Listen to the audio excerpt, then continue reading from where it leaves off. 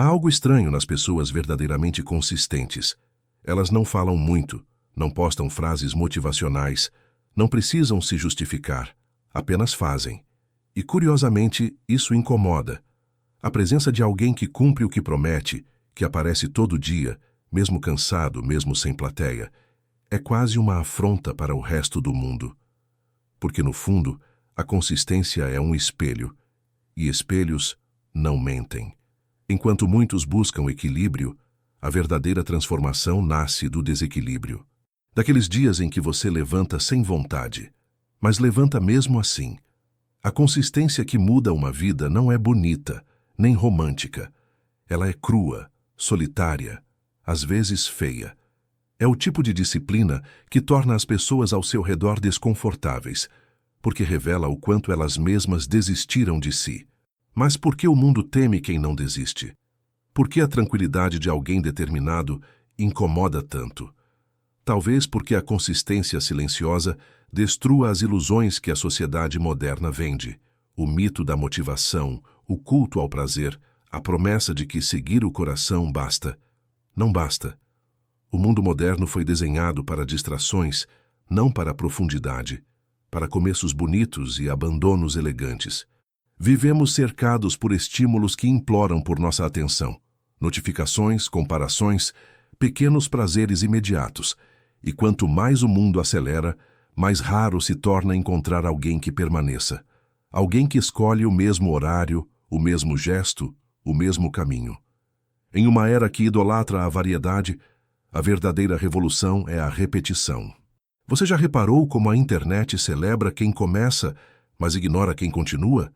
Quantas vezes você mesmo começou algo cheio de energia, um treino, um projeto, um hábito, e desapareceu na metade? Todos dizem que é falta de tempo, mas é falta de raiz.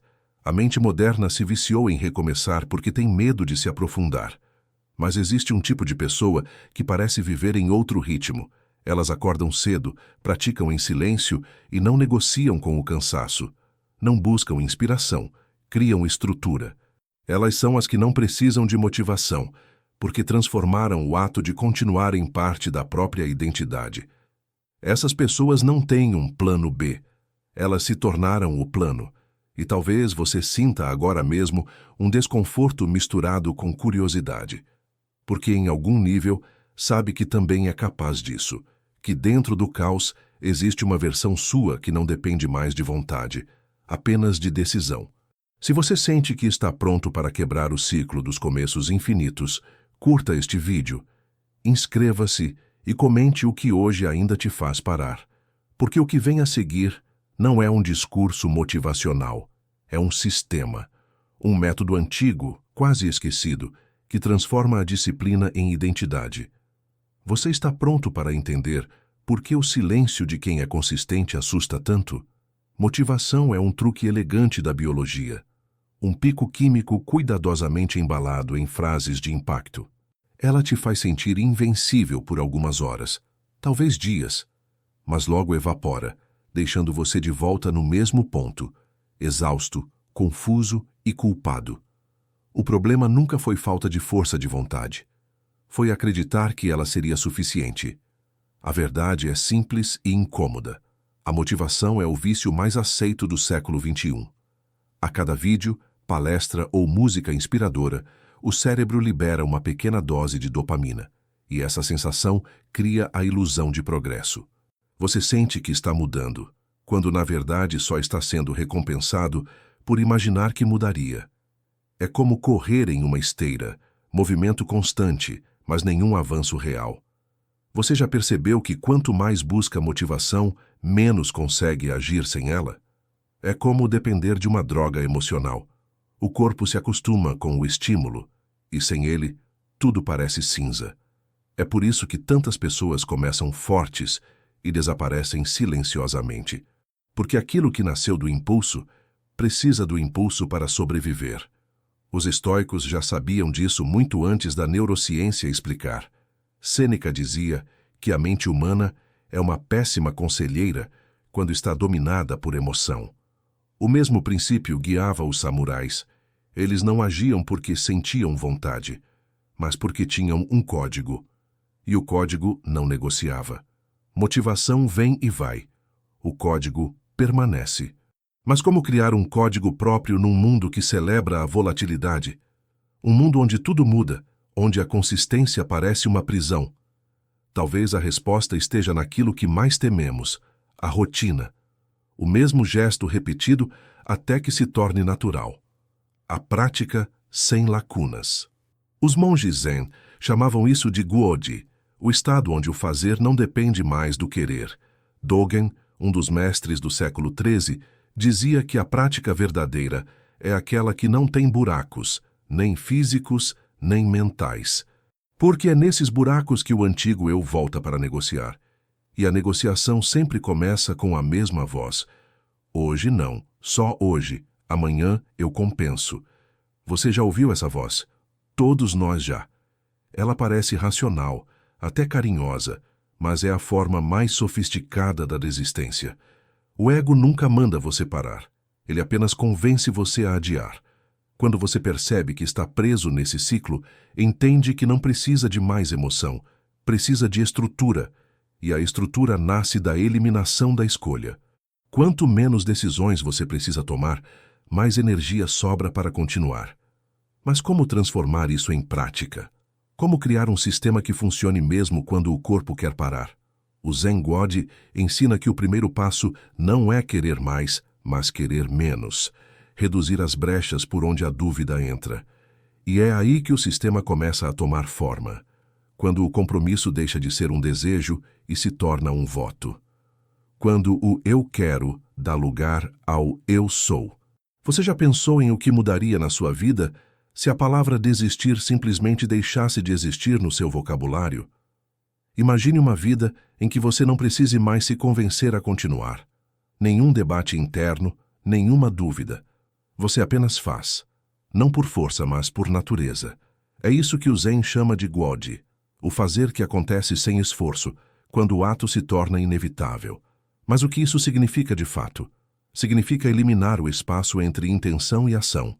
É nesse espaço que mora a procrastinação, o medo, a autossabotagem. E quanto mais você pensa antes de agir, mais alimenta a dúvida. O Guoji nasce quando a escolha é retirada da equação, quando a rotina se torna tão enraizada que o corpo age antes da mente começar a negociar. Nos templos Zen, os monges acordam todos os dias no mesmo horário há séculos. Não existe a pergunta, vou levantar ou não. O sino toca, eles levantam. A disciplina não é um esforço moral, é uma estrutura. A força vem do ritual, não da emoção. E essa simplicidade é o que torna o Guoji tão poderoso. Ele liberta a mente do fardo da decisão constante. A neurociência moderna explica o mesmo fenômeno com outras palavras. Quando um comportamento é repetido por tempo suficiente, ele se transfere do córtex pré-frontal, a área da decisão, para os gânglios basais, o centro dos hábitos automáticos. O cérebro deixa de pensar e apenas executa. O esforço desaparece. A vontade deixa de ser necessária. Mas há algo que os cientistas raramente mencionam.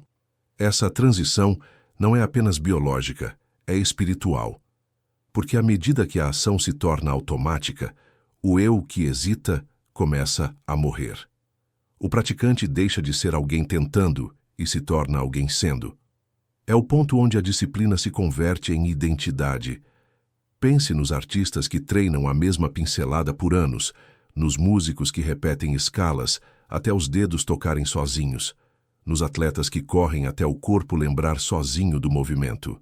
O que eles fazem não é diferente de um monge zen sentado em silêncio.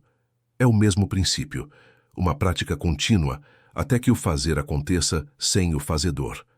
Mas e se aplicássemos isso fora do templo, fora do tatame, fora do estúdio?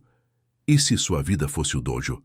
Se cada pequeno ato, acordar, escrever, treinar, estudar, fosse tratado como um voto sagrado? O Guoji não exige perfeição. Exige apenas presença. Mesmo que a ação seja mínima, ela precisa existir. Porque o simples ato de não falhar em aparecer é o que mantém o fogo aceso. É assim que o comum se torna extraordinário, pela ausência de buracos, pela continuidade que desafia o tempo. Talvez a pergunta mais importante não seja o que eu devo fazer, mas o que eu nunca mais devo deixar de fazer. Porque quando a dúvida desaparece, a consistência deixa de ser esforço e se torna natureza. Mas como construir uma estrutura que te leve até esse ponto? Como transformar um ideal em um sistema real, prático, inevitável? É aqui que entram os 5 pilares da inevitabilidade, o coração do sistema GODI. Toda prática que sobrevive ao tempo tem estrutura. Os samurais tinham o bushido, os monges tinham o sino, os filósofos estoicos tinham seus preceitos matinais. Nada disso dependia de humor, vontade ou inspiração. A grande ilusão moderna é acreditar que a disciplina nasce de energia. Na verdade, ela nasce de engenharia. O primeiro pilar do sistema GODI é o compromisso público, uma promessa escrita, visível, inegociável. Quando você diz a si mesmo, eu vou tentar, o cérebro entende que existe margem para desistir. Mas quando você declara publicamente, eu vou fazer, o custo psicológico de falhar muda de lugar. O medo da vergonha se transforma em combustível. É assim que a palavra ganha peso. É assim que a decisão se torna irrevogável. O segundo pilar é o horário fixo. Simples, mas letal. Todos os dias você desperdiça energia respondendo a mesma pergunta: quando devo começar?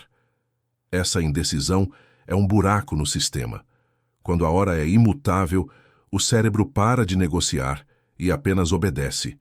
Nos templos Zen, a meditação começa no mesmo minuto há séculos, porque quando não há escolha, não há resistência. O horário não precisa ser cedo, precisa ser sagrado. O terceiro pilar é a forma única. Em um mundo que idolatra variedade, a profundidade virou um ato de rebeldia. Escolher uma prática e repeti-la até que ela te revele quem você é. Pode ser escrever, correr, tocar violão ou estudar algo específico. O erro moderno é confundir movimento com progresso. Quanto mais você muda o método, menos você mergulha. O homem que busca novos caminhos todos os dias nunca aprende o terreno de nenhum. O quarto pilar é o sem lacunas. A regra mais simples e mais dura: faça mesmo que mal, mas faça. Não importa se está cansado, doente, desanimado, a prática precisa acontecer, nem que seja em sua forma mínima, porque a consistência não se mede pela qualidade do gesto, mas pela sua presença. É a continuidade que constrói respeito próprio. E o quinto pilar é o plano pré-solucionado. Porque a vida não avisa quando vai testar sua disciplina. Chuva, imprevistos, viagens, crises, o caos é inevitável. O erro é tentar decidir sob pressão. Os praticantes do GODI escrevem antecipadamente o que farão em cada cenário. Se chover, treino na garagem. Se viajar, medito no hotel. Se adoecer, faço metade. Quando o caos chega, o plano já existe. Esses 5 pilares não são uma prisão.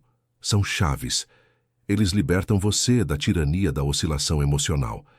Porque a verdadeira liberdade não é poder parar quando quiser. É não precisar mais parar. E o mais curioso é que quanto mais você elimina brechas, mais leve tudo se torna. O esforço dá lugar ao fluxo. A hesitação vira hábito e a dúvida se cala. O sistema começa a agir por conta própria. Mas o que acontece depois disso? Quando o sistema deixa de ser ferramenta e passa a ser parte de quem você é. Quando o ato de continuar se torna tão natural que o mundo ao redor começa a se incomodar com o seu silêncio. É aí que nasce a transformação final. Quando a consistência deixa de ser um esforço e se torna identidade. Há um momento em que o esforço desaparece. Em que você acorda e simplesmente faz, sem pensar, sem pesar, sem precisar se convencer. É o instante em que a prática deixa de ser uma escolha e se torna parte de quem você é. O corpo se move antes da mente formular o porquê. Essa é a fronteira onde a consistência deixa de ser disciplina e se torna identidade. Os monges chamavam isso de mushin, a mente sem mente. Os neurocientistas chamam de flow state. E os antigos guerreiros apenas chamavam de vida. É quando o gesto é tão natural que o próprio ego sai do caminho. Você não medita, você é a meditação. Não escreve, é o escrever. Não treina, é o treino. Depois de meses de repetição, o corpo começa a antecipar o ritual. O alarme toca e você já está desperto. A mente, antes resistente, agora se inclina naturalmente ao movimento. O cérebro, reconfigurado pela constância, se ajusta para servir ao novo padrão. E o que antes exigia energia, agora devolve energia. A disciplina se torna combustível, não custo. E então o mundo começa a reagir. Amigos te chamam de obcecado. Familiares perguntam se você não está exagerando. Alguns até se sentem ameaçados pela sua regularidade, porque a consistência verdadeira é silenciosa, mas expõe. Ela revela o contraste entre quem promete e quem cumpre, entre quem sonha e quem age. E o silêncio dos consistentes incomoda porque ele denuncia sem dizer uma palavra. Nietzsche dizia que o homem livre é aquele que consegue prometer. Mas ele não falava de promessa como desejo, falava de destino. Ser livre é ser previsível para si mesmo. É ser alguém que pode confiar na própria palavra. Quando você chega nesse ponto, a dúvida perde o poder. Você não precisa mais lutar contra a vontade. A vontade é apenas mais uma testemunha do que você já decidiu ser. E é aqui que o sistema GOD revela seu propósito mais profundo. Não te tornar produtivo, mas inevitável. O objetivo nunca foi fazer mais, mas se tornar alguém que não pode parar de fazer. Cada pilar, cada repetição, cada manhã em que você resiste ao impulso de adiar, constrói uma nova estrutura dentro de você. Um eu que não depende mais de motivação, apenas de verdade. A liberdade que todos buscam não está em poder escolher o que fazer, está em não precisar mais escolher. É quando o caminho está tão integrado à sua natureza que parar seria um tipo de morte. Você entende, então, que consistência não é sobre vencer o mundo, mas sobre vencer o ruído dentro de si. E talvez a pergunta que fique ecoando, depois de tudo isso, seja simples e definitiva. Quem você seria se simplesmente não soubesse mais como parar?